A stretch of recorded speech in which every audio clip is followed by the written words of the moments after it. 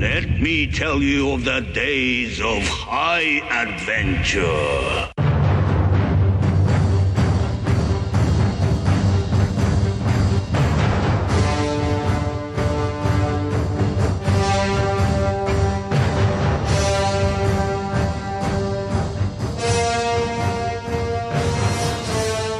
Hi, I'm Kevin. And I'm Eric. And this is 6 Degrees of Schwarzenegger, the podcast where we take a long, hard look back at some of our favorite action movies from the era of Arnold. Schwarzenegger is the icon of the genre, and we're taking a deep dive into some of these 80s and 90s cult action movies and breaking them all the way down.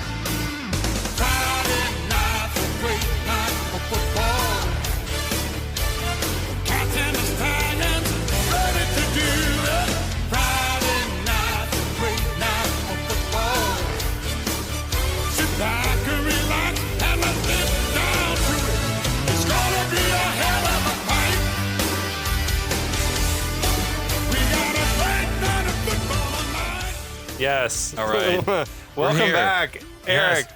Good to see you again. Good to see you as well. It's been too long. Yeah. This is we're going to call this our football season like kickoff special series. I think it's perfect. Yeah. Honestly, when we chose to do this one, I completely, because I'm not much of a sports guy, Yeah. but the timing couldn't be better. Yeah. So we're here to talk about The Last Boy Scout. Indeed. Another Bruce Willis actioner from like his heyday. Yeah, peak of Bruce Willis at this point. Yeah, this had to be probably as famous as he ever was. But yeah, this was 1991. It was after Die Hard 2. Yeah.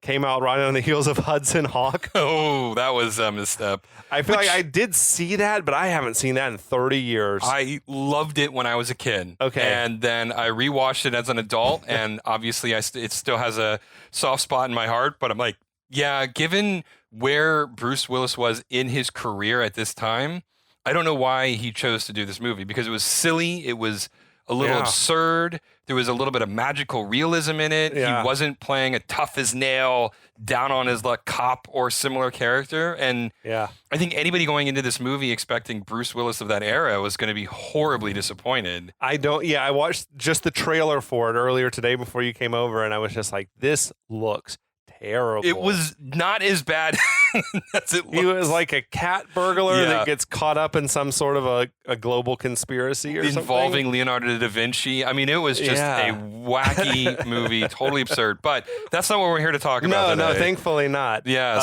yes. We're here to talk about The Last Boy Scout, which has like just heavy hitter after heavy hitter from action genre attached. It was literally the culmination of just about almost all of the biggest hitters, right? Yeah. Like this was this super band of action movies of the 90s. And I don't know, we'll I guess we'll figure it out as we go through, but I like the movie. I think it was good. I remember not loving it when I was first watching it, but that's probably because I was holding it up to like, this isn't as good as Die Hard. This isn't as good as Lethal Weapon. Right. And it's like, but then you compare it to just the other movies that we've done on the podcast, and you're like, wow, this one's fucking good. This was a good one. It actually, it holds up. I mean, I hadn't seen this in quite a while. Yeah. And we watched it again. I'm like, I'm enjoying this. Yeah. Like, legitimately. Not It's like got a clever plot and good writing and like good characters. Yeah. So I'll try to run us through some of the people involved. It was directed by Tony Scott, who had been huge from doing Top Gun and Days of Thunder and Beverly Hills Cop 2 before this came out. I'm a Tony Scott guy. I miss him. I know he took his own life a while back. He jumped off a bridge. I did not know that. Oh, wow. Yeah, no, so he's no longer with us, so rest in peace to Tony Scott. Rest in peace, yeah. He did some other awesome movies after this. Crimson Tide. I love that shit. An Enemy of the State. Do you remember that? I do, like Will Smith? With Will Smith. That really put Will Smith on the map as an action star. It was like he had done Bad Boys, and then he had done... What did he... I mean, was Enemy of the State before Independence Day? I think it was. Yeah. It might have been right after, and you're like, oh, he can do like more than just like the PG-13, like, kid-friendly shit. Yeah. And he did an awesome movie with Denzel Washington and Chris Pine called Unstoppable on the runaway train. Oh, that's right. Did you see that? I never saw it. That movie is fucking great. Really? It is great. Speaking of watching trailers and going, that does not seem like a movie for me. Yeah. All right. No, it is interesting. great. I'll swear by Unstoppable is spectacular. Very interesting. Yeah, Tony Scott's got a great eye for just like kinetic sort of action. Oh yeah, 100%. He's a phenomenal action director. And it's a shame that it's a shame that he, Yeah, he must have been a troubled soul. Yeah, well, I mean, who isn't anymore in Hollywood, right? This is true. This is true. But yeah, written by Shane Black, though. The legendary Shane Black. The legend, the myth, the legend, the man. He had written Lethal Weapon as like a young man. He was like 22 or 23 or something and wrote Lethal Weapon. And I think he wrote this sequel for Lethal Weapon, but they took it away from him because he insisted that Riggs die at the end. Oh, that's right. I remember that. And they were like, we're not killing Riggs. So we're going to take your story and we're going to have him not die at the end. Right. And he's like, well, then take my name off it. And just, the hubris of being young, dumb, and full of cum. Yeah, well, I mean, he wrote Predator. He wrote... he wrote the humor bits, I think, for Predator. Oh, he was only doing touch-ups? He did touch-ups on the set. He acted in Predator. Yeah, he was in Predator. Yeah, I think they brought him on to add some humor. Yeah. Because he's those jokes, the little Shane Black one-liners, you just know them when you hear them. Yeah. This movie's full of them, obviously. Oh, no, this one, like, there's a joke a minute sometimes. Yeah, and they're good. There are a lot of them are really on point. We got like a 75 to 90% hit rate on the jokes. Yeah. I love it. But, what else? He did rewrites on Last Action Hero. Yeah. He ended up being the credited screenwriter, I think, on it, even though it was not his idea. Yeah. He did Long Kiss Goodnight, which I think is a classic. And I think that he set the new record for like most money for a screenplay, I think, for Long Kiss Goodnight. Oh, But he had set the record for this one too, right? Yeah, that's right. Yeah, over $1 million. I think it was $1.25 million for the screenplay on this I one. got 1.75. 75, that's what it was. Yeah, so it was 1.75, right. Right, he had taken because what you were telling me, Carolco offered him even more money. Yeah. And he wanted to work with Joel Silver, though. Yeah, he did. So he took the lesser amount of money, and then I'm sure we'll discover as we work our way through this movie, that I guess was a mistake. Well, he ended up getting like also an executive producer credit. Maybe that was like in lieu of taking a cut on the script. But yeah, it was like the most money ever paid for a spec script or something at that time. Which was beaten less than 3 months later, apparently. Oh, well. Esterhaus, I remember her first name, he sold a script to Carolco for $3 million for Basic Instinct. Okay. Yeah. That was a good script, I guess. It was, yeah. Sure, why not? But this apparently, Shane Black said it was like his first crack, I guess we would say now, at like doing a hard-boiled detective noir sort of thing. I feel like he's done it a couple more times now. Yeah. Well, with like Kiss Kiss Bang Bang and The Good Guys. But I think there were quotes on like the DVD I have of this movie is like a very primitive DVD where the bonus features are like just a little like slideshow of information things. But it had some quotes from Shane Black where it said that he felt like the world of professional sports was like a good sort of melting pot of like glamour and greed and heroes and corruption. So that's the backdrop for the movie. I mean, I think that there's a lot of validity to that. And, in the vein of a lot of really classic noir sort of pot boilers, the conspiracy always seems so minor, but it has such long-reaching consequences. I mean, obviously, Chinatown is about water distribution in Los Angeles, right? Yeah. I mean, it's just crazy. There's no grand conspiracy, but it's just this really practical but mega impactful thing. Yeah. And corruption in Major League Sports is a real thing, Anyone out there listening who hasn't ever seen Chinatown, go watch Chinatown. That is such a fucking great movie. Yeah. And an example that I come up with a lot on this podcast where the mystery can be a straightforward mystery where you know who the bad guy is from the first act. You don't need twists and turns necessarily to tell a good story. Yeah. Sometimes you can just like let us know right off the bat, this is our bad guy. And like I was thinking about Beverly Hills Cop. It's like the first time you meet dude, the bad guy, he's the bad guy. Oh yeah, without a doubt. And it can still be like a great mystery and like a great, cop story or whatever. Well, I mean, so much of it is less about what the mystery is and how our hero or anti-hero or what have you is going to get themselves out of the trouble that they get themselves into. Exactly. Usually by accident, right? And that almost becomes the mystery.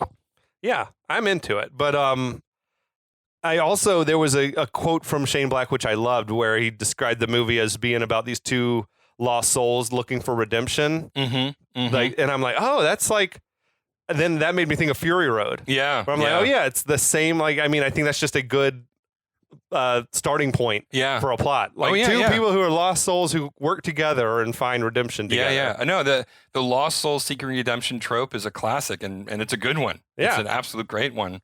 But yeah, it was produced by Joel Silver and Michael Levy. Joel Silver, of course, is like the action movie god. Yeah, absolutely. Absolutely. He had got his start working with Walter Hill, who did Red Heat. Right. He was like an associate producer or assistant producer on The Warriors. Then he did 48 Hours, and he did Commando and Predator and the sequels, and Lethal Weapon and the sequels, and Die Hard and the sequels. Dude was like, he did Roadhouse, Action Jackson, Demolition Man, The Matrix, and like on and on and on. The dude was like just huge. Yeah. Huge action movie. He was like the action movie producer. Him and probably like Bruckheimer and Don Simpson were like the guys. Yeah. Another rest in peace. Poor Don. Yeah, absolutely. Music by Michael Kamen, who was like the action movie score guy. Yeah. He had done Lethal Weapon and Die Hard scores, and Roadhouse and Action Jackson and Highlander. Apparently, he did not want to do this movie. Did it as a favor to Bruce Willis, apparently. Yeah. I guess he probably owes these guys. You know, him and Silver both had like thrown a lot of work your way over the years, you know. And then I jotted down a note that the movie was edited by Stuart Baird, who was like the edit doctor. Oh, really? They brought in because I think the first cut of the movie was really the studio thought it was a disaster. So they brought him in. They also had brought him in to re-edit Tango and Cash. Yeah, that's right. I think this came out a little bit better. But yeah, Stuart Baird had edited Lethal Weapon and the sequels and Die Hard 2, and he still edits. He did Casino Royale and Skyfall. Oh wow, so he's still around. Yeah, great eye for action apparently. Yeah, no, really strong eye for action. And I think we'll get into it, later on, maybe after at the end. But there were massive clashes of egos going on the set. We'll definitely get to that at different points, I'm sure. Yeah, so it apparently nearly like led to them just pulling the plug on the whole movie, or the movie just going completely off the rails. And yet somehow it came together. I can't complain. If I had gone to see this, I feel like I would have been like, that was funny and good action. Yeah. And it feels like some sort of a hybrid of Die Hard and Lethal Weapon. I agree, which it kind of was, because apparently most of the movie is taken from parts of different abandoned drafts of both Lethal Weapon 2 and Die Hard 2. I did read where a lot of the action set pieces and a lot of the jokes and stuff were things that Shane Black had come up with in other drafts of things. So it's a bit of a Frankenstein movie, but honestly, it came out way better than it had any right to be. This is a good one. The cast is Bruce Willis, and the lead is Joe Hallenbeck. We know Bruce Willis's resume. Oh, that's strong, storied. It's Damon Wayans playing Jimmy Dix, who was started out doing a stand-up comedian. I remember him well in Beverly Hills Cop as like the dude selling the bananas and apples and oranges and the thing. Like, you go and take a couple bananas. Like he's like very effeminate, whatever. I remember Damon Wayans mostly from In Living Color. Yeah. So that's where when I saw really him in this movie, that blew him up was In Living Color, and then he's gone on to do a lot of mediocre TV and movies, and then like all edgy comedians from the 90s. Now he's like playing the dad in sitcoms, you know. And he famously was on a very short-lived Lethal Weapon TV series stint playing Murtaugh, actually. It's crazy how he's now he's playing the straight man now. Right? Yeah, exactly. It's got Halle Berry in it, a very young Halle Berry as Corey, which this was this movie and Jungle Fever she put out the same year, and that's sort of what put her on the scene. Yeah.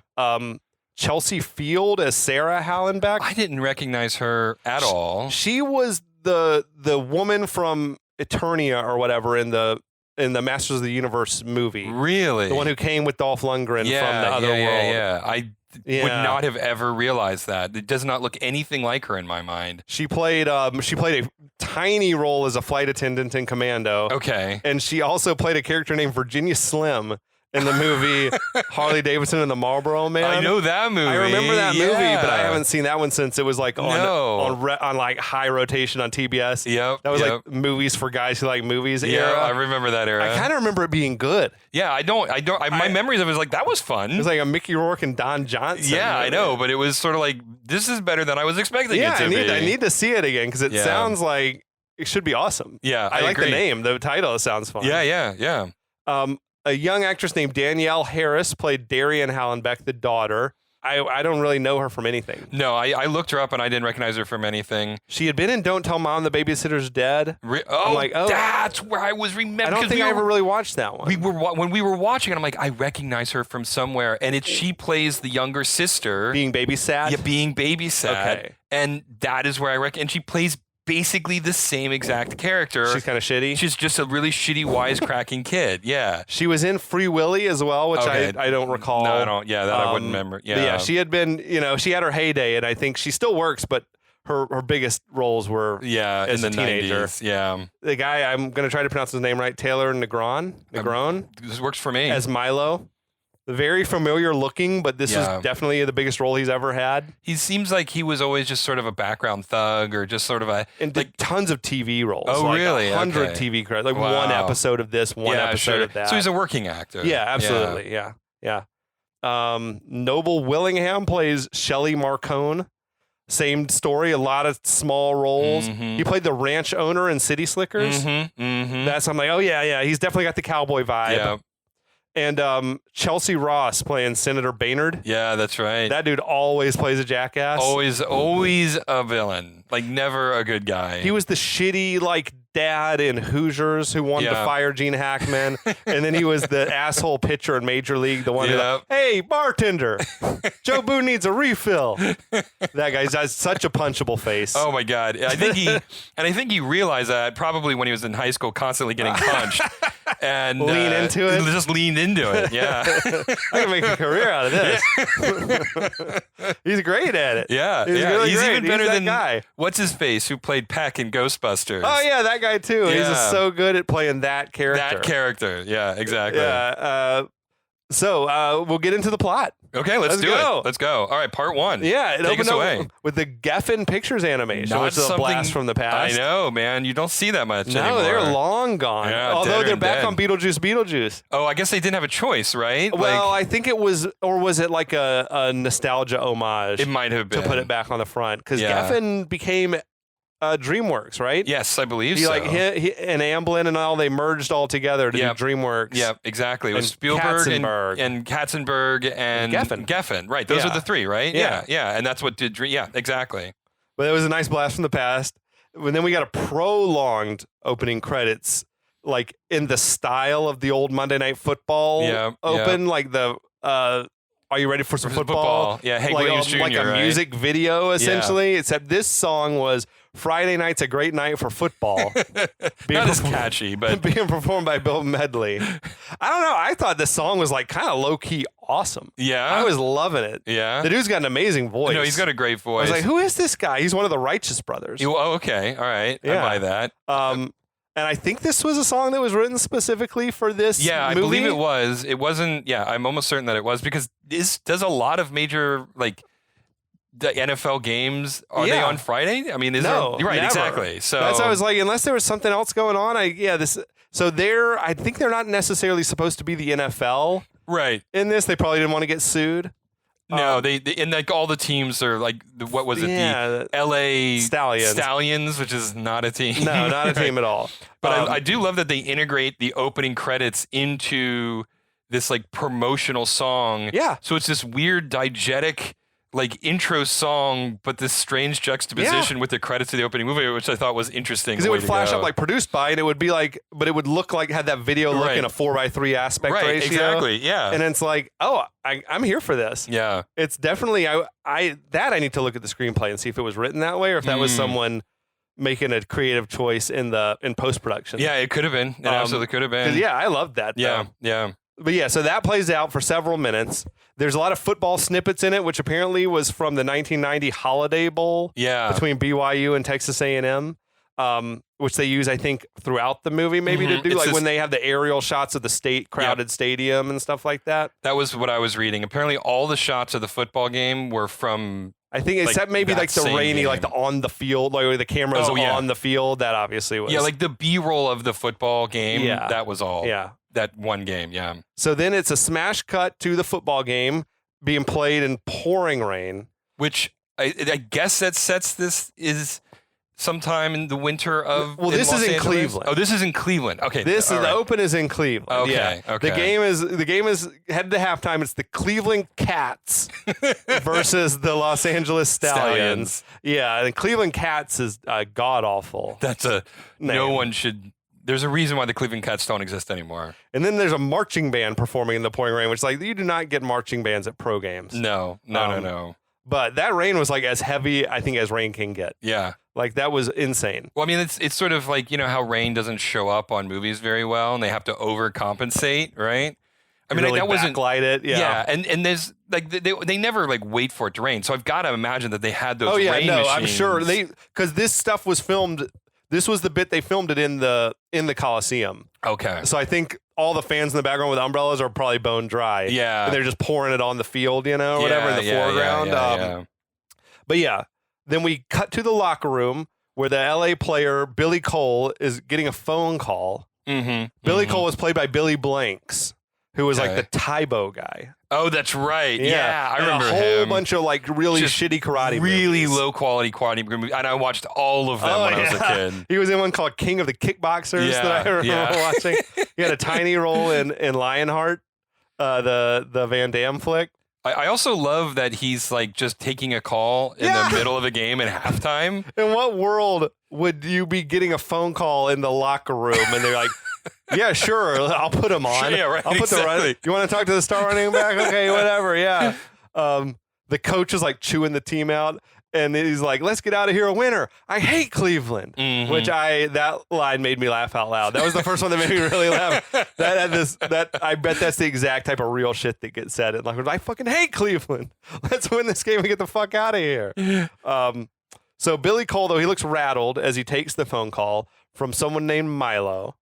And Milo tells Billy Cole, he calls him William, which is like an affectation that Milo has throughout the movie, that there's a lot of money riding on this game, and he better start scoring some touchdowns.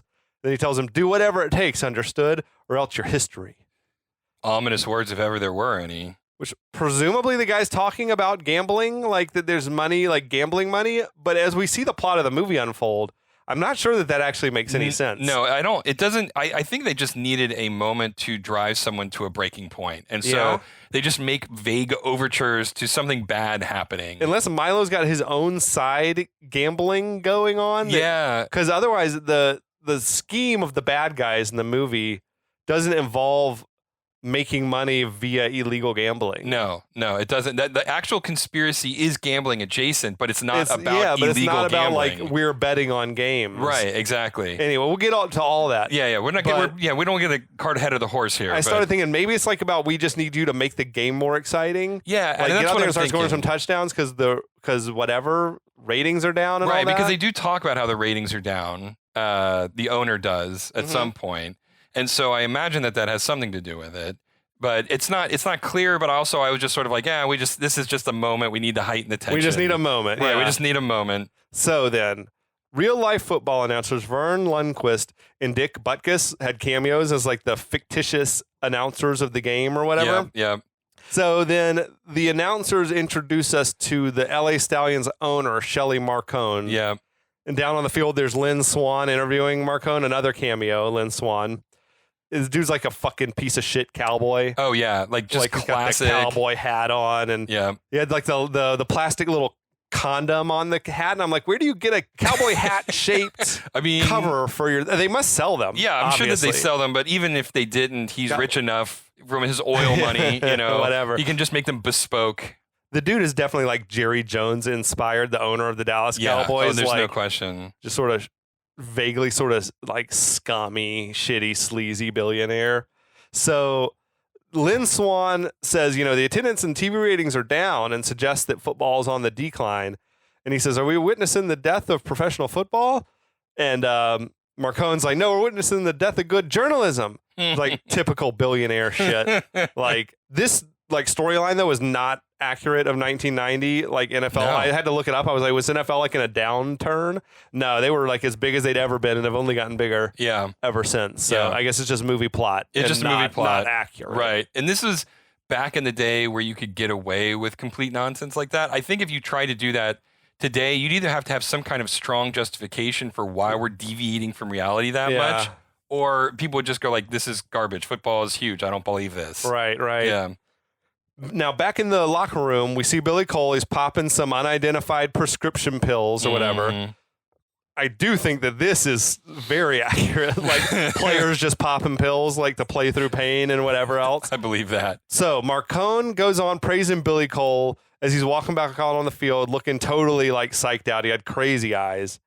Marcone is saying, Billy Cole's having the game of his life out there. And it's like, what? They've got only 10 points in the game. Like, no, he couldn't possibly be. And then somebody says, like, there's no heroes left or something like that. And that very similar line was used in Lethal Weapon. Yes, that's right. That's right. So later on in the game, Cleveland fumbles the ball away and Los Angeles gets it back. And the announcers are saying that Los Angeles needs a touchdown to win the game. Billy Cole pulls on his helmet, is walking on the field with the biggest shoulder pads you've ever seen in your life. Like, they were enormous. Again, he looked totally out of it. Like, Billy Blanks is like, he was doing good, intense, crazy man face. So the quarterback throws to Billy Cole, who breaks some tackles. He's running down the field. Defenders got him lined up to tackle him. But then Billy Cole produces a pistol from his waistband and shoots the would-be tackler right in the head. That was like some shocking shit. I mean, I would imagine if I had seen that in theaters, I would have just been like, what just happened? If that was not like already given away in advertising or something like that, I would have been like, holy shit, that's crazy. Yeah. And it starts a run in this movie of like graphic headshots. There's some massive like, violence. There's like tons of direct headshots, like squib work on people's foreheads and shit like that in this movie throughout. But so, he shoots that dude, shoots some other defenders as he runs the ball into the end zone. Now, police and coaches and other people are swarming onto the field. Billy Cole drops down to one knee and he takes his helmet off and he says, "Ain't life a bitch?" and shoots himself in the head. And the original draft of the screenplay was he was going to say, "I'm going to Disneyland," and shoots himself in the head. And that's got to be another, like, we're not getting sued by Disney over this shit. We're going to have to change that. But another graphic headshot, like his head explodes. I know. Crazy. So Marcone gives a look on his face of like, oh, this is going to be bad for business. Right. Sort of thing. But there's no sympathy or anything like that. He's just looking at dollars and cents. Yeah. Dude's a piece of shit. So cut to then sunny Los Angeles. There was like the Nakatomi Tower was in the background. I love that. Now, there's this billboard of the scantily clad woman, which something about the billboard was like hella familiar. I don't know if it's been in other things or if it just is one of the things from this movie that stuck with me. I don't know. It didn't look familiar to me, at least. But next to this billboard, we got Joe Hallenbeck. He's asleep in his shitty old car. I looked it up. It was a 1971 Buick Riviera. So some kids are passing by, and they decide to play a prank on him by dropping like this dead squirrel into his car. Which how convenient that there was a dead squirrel right there. Yeah. I mean, that fucker looked real, though. It did look like a... I'm like, is this a real dead squirrel or a taxidermy dead squirrel? Props to the props department. I wanted really badly for the one little Latin kid to be Benny the Jet Rodriguez from The Sandlot, but it wasn't. So I was bummed out by that. I was like, is that Benny the Jet? I looked him up. No, sadly not. But Joe doesn't even like move a muscle. So they decide, oh man, take his watch. So one of the kids goes to grab the watch and Joe snaps awake and grabs that kid by the wrist and shoves a gun in his face. The kid's screaming like a little girl. Now Joe eventually lets go of the kid and only then like realizes there's a dead squirrel on me. Like he picks it up and sort of stares at it and then like processes what it is he's looking at, chucked it out the window. I love that moment. I like the he's just clearly hungover. Yeah. Through the whole movie, basically. Oh yeah, basically. I mean, it's similar to Die Hard with a Vengeance, right? Yeah. Right. Yeah. I feel like he was doing McClane from Die Hard with a Vengeance. Yeah. So then Joe walks into his office, which is like Joe Hallenbeck Investigates or whatever the fuck. It's your stereotypical private eye office. With like smoky light coming in through the blinds and everything like that. So Joe's cracking open that first beer of the morning, like immediately. Everybody loves that first beer of the morning. Yeah. The answering machine picks up the phone. It's a call from his buddy Mike, who says he's got a job for Joe. Joe picks up the phone quickly, and then Mike is like, "Oh, I thought you were out of town," which is a clever bit of writing from like what's about to happen coming up. The actor playing Mike is this guy Bruce McGill, who's like another just super familiar character actor. But always fascinating to tell people he played D-Day on Animal House, like the motorcycle riding. Like he did. And he's so thin and tall seeming in that movie. Yeah. So that was Bruce McGill, I think, in his much younger days. Wow. D-Day. Still rocking that same mustache. That mustache goes with him wherever he goes. My dad's rocking a mustache he's had since before I was born. Yeah, I think. my father too. Actually, he's let it go into a full beard now, but for most of my life, he was rocking a mustache. Mike says Joe sounds rough, and Joe says, "I think I fucked a squirrel to death," which is fucking hilarious. Is a great That's line. a good Shane Black joke. Yeah. But Mike says, I got a job for you if you want it. Basically, the job is to look after this stripper who's got someone harassing her. Pays $500. Mike says the girl rates a 3 on my finger scale.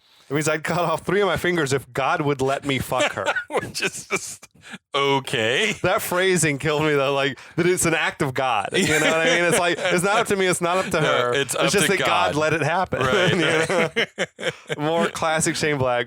So Joe says, I was planning to spend my day smoking cigarettes, but okay. Yeah. So Joe says he'll take the job. He'll meet Mike in Mike's office later on for details. So Joe gets in his car, looks at himself in the rearview mirror, and berates himself. Oof, man, and it's. I mean, like, this isn't a spoiler at this point because this is perfect time to talk about it. Shane Black was not writing for 2 years. Yeah, and it was partially because of a really nasty breakup that he went through. And you were telling me that he modeled Joe after sort of how dark his life got during that period. Yeah, he said like he basically put all of his hurt and his pathos or whatever into this character to get it out of his system. Yeah. Sort of. So basically the character of Joe is, I think, Shane Black was going around just on a chain smoking bender for 2 years or whatever. I mean, if you got the money. I guess so. But I mean, like the shit that he's saying to himself in the rearview mirror is just like, yeah, okay, you're not making this up. You were literally just I know you can feel transcribing stuff that you've said to yourself. I mean, it was dark. So he says, nobody likes you. Everybody hates you. You're going to lose. Yeah, it's like, oof. And he drives off. Elsewhere, we see Jimmy Dix. He's watching this gorgeous naked woman sleeping on a bed, and he seems sort of like mad at himself. I noticed the girl had an engagement ring on, which is strange. Which is, I don't know if he's like, did he fuck someone's fiance? I think that's what it's implying. I feel like it's not an accident. Like, accidentally we didn't have her take off her ring on her left hand. It's like, yeah. Script supervisor would have been very specific about that. Yeah. So Jimmy goes to the bathroom, dumps out a bunch of pills on the counter.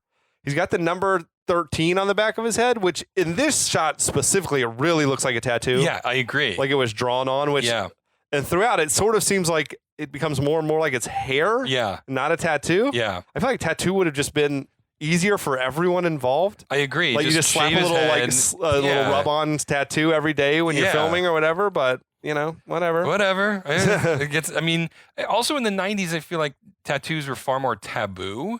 Yeah, right? maybe especially like tattoos on your head. Yeah, and so maybe it was just like, oh, tattoo's too far. It's a bridge too far for the 90s. Now it's like that's one back there that would be hidden under hair if you grew your hair out. Yeah, is like, very no one would care. Common. Yeah, especially for an athlete, no one would even bat an eye. For sure. But so Jimmy then he emerges outside this Los Angeles Stallions house party, like this beautiful mansion. Yeah, and I got to think that this must be a bit of time removed from Billy Cole killing himself. Like I don't feel like this is like 2 days later we're all partying. Yeah, or anything like that. I agree. So some amount of time I imagine has passed. But there's this big dude who's like sexually assaulting this woman in the hot tub, which is tough to watch. Mm-hmm. And Jimmy tells the guy to leave the girl alone. Big guy is telling Jimmy, like, what are you even doing here? This is a team party. You were kicked out of the league, whatever. So get some exposition in there. Jimmy then grabs a football that's lying around and rifles it right into this dude's face. It's like full fucking Marsha Brady, like Brady Bunch shit. Then Jimmy helps the girl out of the hot tub. He tells the guy, I still got the best arm in the league. Don't forget it or whatever. He says the best arm in the National League, which is like, I feel like they're going out of their way to not say NFL or National Football League. I feel like, I mean, is the NFL particularly litigious? Like, were they? Yeah. Okay. Yeah. So especially on things that portray the league negatively. Okay. So if it's like, drug abuse and rampant, like, sexual assault the last and things thing like that that. they want is them exposing the truth of they football sue. players. They like to sue a lot. So it doesn't surprise me then that they're definitely going out of their way to avoid the NFL. Right, except for one moment that we'll get to later, which is kind of funny to me. But now elsewhere, Joe is arriving back at his house. seems to be a very swanky neighborhood. It does. It seems very, very upper middle class. I got more on this later. It turned out like this is like, I found the location was like fucking Pacific Palisades. It's like rich. Yeah. But his car's like a shitbox. Yeah, and it's like, what's going on around here? Yeah. I imagine a scenario, we haven't learned about his backstory yet, but I imagine a scenario in which he might have a really good pension that he's getting in addition to being a private eye or whatever. That makes sense. So he lets himself in the house, catches his wife, Sarah, by surprise. She says she thought he was still in Las Vegas. And he says, well, I got back last night, slept at the office. He goes in the bedroom to freshen up. He says, hello to this stuffed puppet that's on there, Furry Tom, the most consequential puppet. It is an important character that will ever be featured on this podcast for sure. It's full like Tony Scott mode because this house is so smoky and hazy. Oh my God. Like curtains wafting in the breeze, whatever, as well as like the sex scene in Top Gun. Yeah. So Sarah asks him how much money did he lose, and he reluctantly tells her $50. Now on the bedside table, there's this crude drawing of Satan Claus. It was like an evil Santa Claus type figure holding a decapitated head. And Sarah says their daughter, Darian, drew that in school for a holiday project. So now, of course, they want a parent-teacher conference or whatever. Yeah. Did that drawing seem like 13-year-old drawing to you? No. I thought it looked like 8-year-old. My niece is 13 and can draw like beautiful art. Right? I used to love drawing when I was a kid, and I know like this looked like crayon type drawing. So I think that Darian has got more problems beyond Satan Claus. Someone needs to get her some art lessons. Yes. Now, we joked around on when we were doing Jingle All the Way. Yeah. The little boy in that movie, which is supposed to be like a 6 or 7-year-old, he had drawn this family drawing that would look like it was like a professional cartoonist had drawn it. And we were like, this is not 6-year-old level drawing. Why are Hollywood people incapable? It shouldn't be that hard. I know. I guess none of them have kids or something. Maybe. I don't know. I don't or at know. least they're having nannies raise their children. And this one, I'll say, like, maybe also there's the fact that Darian doesn't give a shit. So maybe it was just like she just drew it sloppy like that. That's definitely possible. I don't know. But Joe asks, where is Darian? And Sarah says she slept over at a friend's. Sarah says, the boys at school are bullying her, and Joe says she's going to be screwing them by the time she's 14, which is a fucked up thing to say about your own child. It's pretty dark. Jesus. So Sarah tells him to watch his mouth. And Joe blames Sarah, says, you're letting her wear too much makeup. All right, so this is clearly a very dysfunctional household. Really? Right? Now, I do, though, like the detail of him cleaning his gun. Mm-hmm. First, because he needs to have it handy for what's coming up in a moment. But second of all, like, you never see dudes cleaning their gun and doing the boring shit in movies. Yeah. This is a thing that they do. Well, right? I do love, this is a terrible movie, but Stop or My Mom Will Shoot. Oh, shit. That, I've never seen it. Oh, it's so bad. But there's a scene where, what is her name from Golden Girls? She played Sly Stallone's mom. Estelle Getty. Estelle Getty. She cleans his gun by like rinsing it in bleach and all these other caustic chemicals. That's funny. Husband and wife, they continue to bicker as Joe walks over to the bathroom where he notices that the toilet seat is up. He looks around suspiciously. He comes back out. He's like looking under the bed. This is really good writing because I think when we were watching it, we both picked up instantly on what's going on. But I feel like but it's without any there's no talking dialogue, yet. right? It's a classic example of show don't tell. Yeah. So Joe asks Sarah, matter-of-factly, who's the guy hiding in the closet? And she pretends like she doesn't know what he's talking about. But he reminds her, you must have forgot I'm a detective, right? He says, like, the bathroom is steamy, like someone was in the shower, but your hair's dry. And the toilet seat's up, even though I've been gone for days. It should have been the nice shot of him, like, wiping steam off the mirror, like, when he was checking himself out. Like, I feel like that was a missed thing. That could have been a good opportunity. But Joe says, there's no one under the bed, so I'm guessing, you must have stuck him in the closet when you heard my key hit the lock a day early, which I feel like it's just something about that writing stuck in my head like forever when you heard my key hit the lock. I like that. It's like it is sort of a Norrish way of saying like unlocking Shane Black, the door. like a different way to say a thing. So she says, basically, you're crazy. She's trying to gaslight him, right? You're crazy. I'll open the closet door to prove it if you really insist. And he's like, no, leave the door closed. But on the count of 3, I'm shooting through this door. So he starts counting. And just before 3, this half-dressed guy pops out, and it's Joe's friend Mike from the phone call, which is like, wait, what? So he just was on the phone with Joe, realizes he's back in town, and was like, I better hop in the shower. Not like, I'm going to get the fuck out of here. That was strange to me. I feel like that's a plot hole. Yeah. There ain't no way he's like sticking around for a shower. Yeah, that's true. He's like, oh shit, he's back. He's in town already. I'm out. I got to go. Yeah. I can't imagine. But it is a great scene. A very memorable scene from the movie. One of like the two or three most memorable scenes, I think, in the movie. And it really establishes, I mean, everything you need to know about the family, everything you need to know about who Joe is, what he's capable of, like what his situation is. He is a good detective, we see. He's also burned out, unhappy home life, all that shit. Yeah. So Mike tells Joe, hey, put the gun down, don't do anything crazy. Joe wants to know how Sarah ranks on his finger scale, which is pretty fucked up. And then Mike is like, hey, look, it just happened. Joe's response is incredible. Yeah. He's like, oh, sure, I know, it just happened. Could have happened to anybody. It was an accident, right? You tripped, slipped on the floor, and accidentally stuck your dick in my wife. Like, whoops. Oops. That's so good. Bruce Willis, like, just kills this scene. Like, he's so good at playing this character. Yeah, and you forget that he started his career as a stand-up comic, right? So it's awesome. He's got this practiced sense of comedy and timing, you know? Yeah, no, he's of the action guys. I feel like he and Mel Gibson are legitimately, like, funny guys. Yeah. You know, Schwarzenegger can do funny if he's got good material. Right. Stallone can never do funny. No. He just doesn't have it in him. Although I will say Oscar was a great movie. No, you liked Oscar? I loved Oscar. It came out the same year. I love that movie. Still, I will stand by it. Okay. It's a hill I'll die on. Yeah. I love those. It was a throwback to the screwball comedy of the 40s and the 50s. And I love those types of old school screwball comedy. Okay. So it's like, it was right where I live. So. Well, I'm glad you liked it. Yeah, I've never in a movie. I'm trying to think. Sometimes in Rocky, he would be sort of like, unintentionally funny. He'd say something stupid and it was kind of funny. But Stallone's problem is he never wants to look silly. Right. That is, yeah. So he wants to be funny, but be cool about it. And for me, I think you got to be Jim Carrey. Yeah. And like, I have no shame. Right. I'll do anything for a laugh. Not like, I'll say, no, we got to make the line make me sound cool, though. Right. Hey, you got, we always talk about, how would a human being deliver this line? If I was a regular, normal human, how would I say this? I mean, we know that I'm not. I'm sliced clearly below, I'm not, but, meanwhile, back in the movie. Right. Sarah is begging Joe to put the gun away.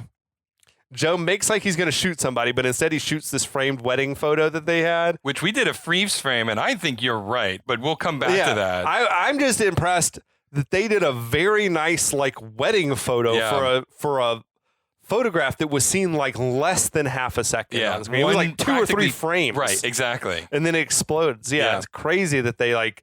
There was a lot of attention to detail in the production, and it shows, as opposed to a lot of shitty movies we've talked about where it's like they could not have given less of a shit. The Room 303, 302. Yeah, how do you make mistakes like this? It's going to burn me for the rest of my life. Check out the Red Heat podcast. Yeah, if you need to fill in the blanks on that one. If you need to rage for a while. No. But later on, Joe is walking Mike out of the house. He asks him if he wants it in the head or the gut. And Mike reluctantly says gut, and Joe punches him in the gut as hard as he can.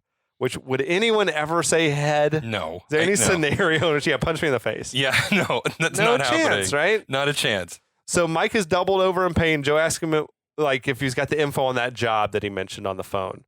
Mike is surprised he still wants the job, but, Joe says $500, right?